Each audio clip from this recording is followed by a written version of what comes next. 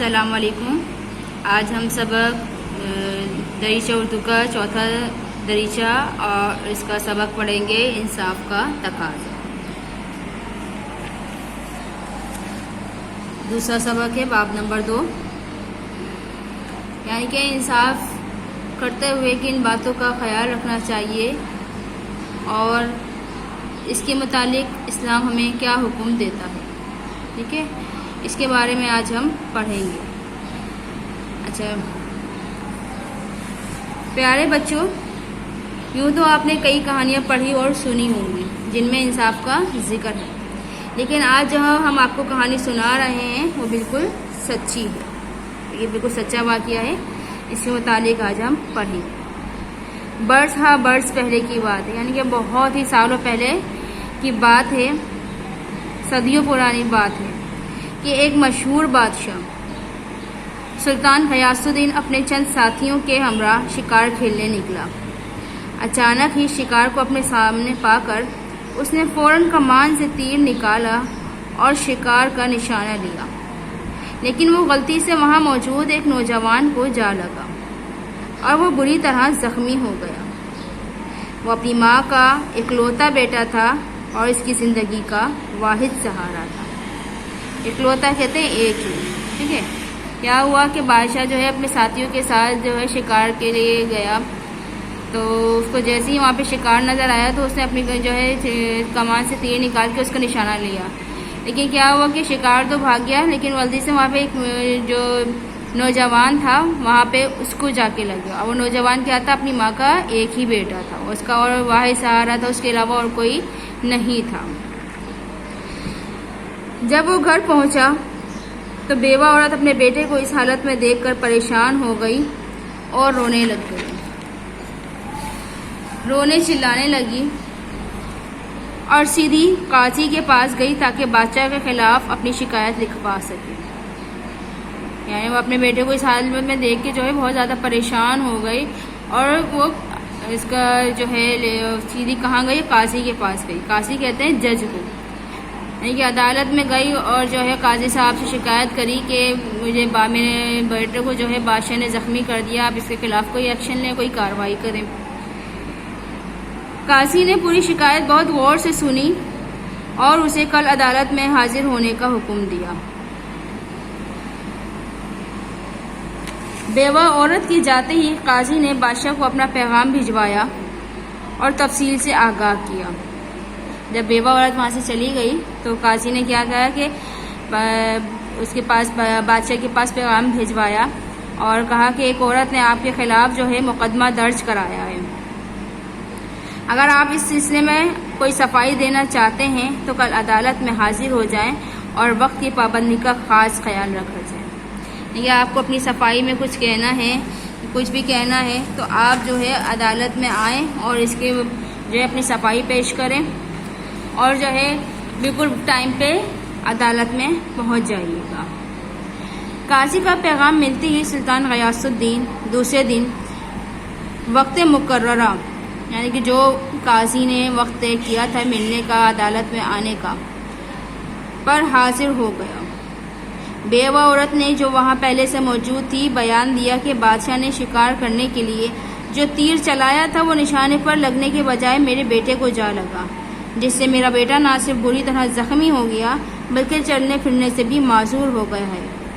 اب میں آپ سے انصاف مانگتی ہوں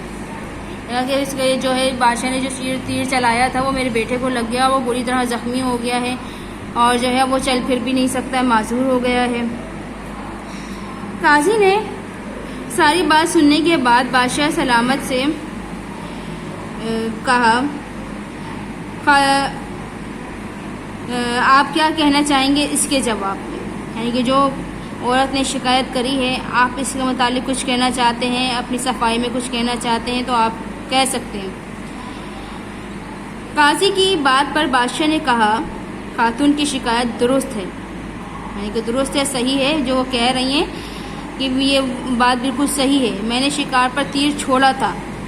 میرا نشانہ خطا ہو گیا اور بجائے اس کے کہ شکار کو لگتا نوجوان کو جا لگا۔ میں اقرار کرتا ہوں کہ یہ جرم مجھ سے سرزد ہوا ہے، میں اقرار کہتے ہیں قبول کو، سرزد یعنی کہ مجھ سے ہی ہوا یہ کہ قصور، کہ میں آپ کے سامنے اعتراف کر رہا ہوں، اپنا جرم مان رہا ہوں کہ یہ جو بھی شکایت کر رہی ہیں یہ بالکل صحیح ہے اور یہ جرم مجھ سے ہی ہوا ہے، اور آپ کی عدالت جو سزا دے مجھے منظور ہے، یعنی کہ مجھے آپ جو بھی کہیں گے میں اس پہ عمل کروں گا، جو بھی آپ مجھے سزا دیں گے میں اسے قبول کروں گا۔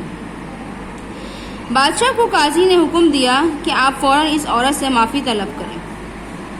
بادشاہ نے نہ صرف بیوہ عورت سے معافی طلب کی بلکہ اس کی بیٹے کے علاج اور گسل وسل کے لیے ایک معقول رقم کی پیشکش بھی کی، جسے عورت نے قبول کر لیا۔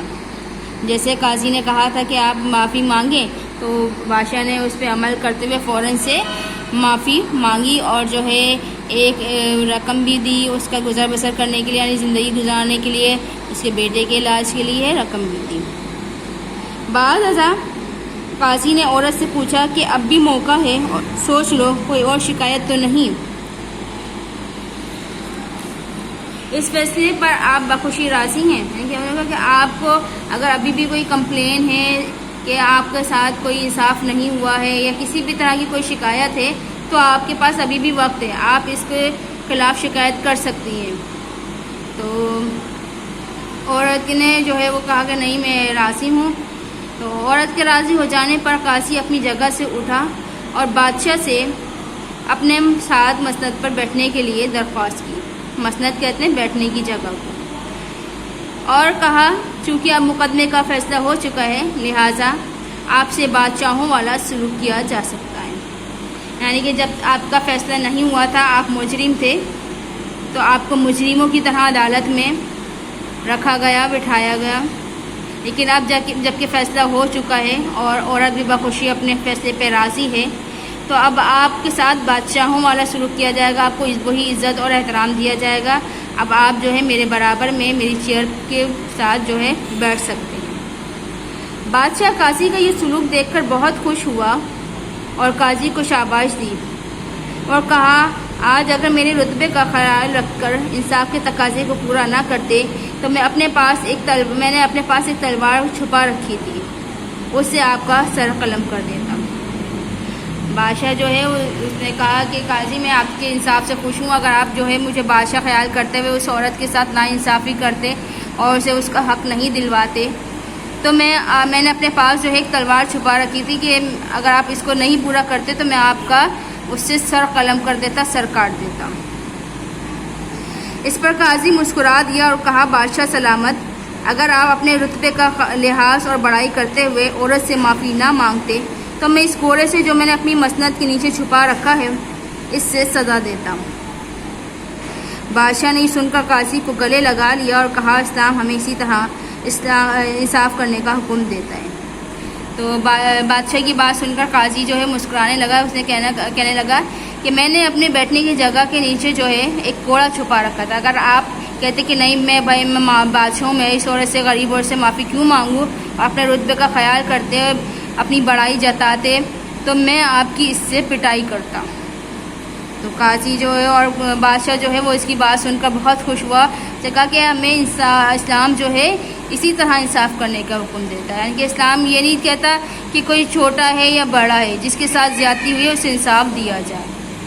اگر کوئی امیر ہے کوئی غریب ہے تو ہمیں اس کے رتبے کا خیال نہیں کرنا چاہیے بلکہ ان سب کے ساتھ انصاف کے ساتھ پیش آنا چاہیے، یہی معاشرے میں جو ہے توازن پیدا کرتا ہے۔ پہلے کے زمانے میں بھی اسی طرح سے جیسے آج کل عدالت لگتی ہے، جج ہوتے ہیں، وکیل ہوتے ہیں، اسی طرح سے ہوا کرتے تھے، اور جو ہے جج صاحب کو قاضی کہا کرتے تھے۔ ٹھیک ہے، امید ہے آپ کو یہ سب سمجھ میں آ گیا ہوگا، اور دوبارہ اس کی ریڈنگ کریے گا، اچھا سا پڑھیے گا اور اس کو سمجھیے گا۔ اللہ حافظ۔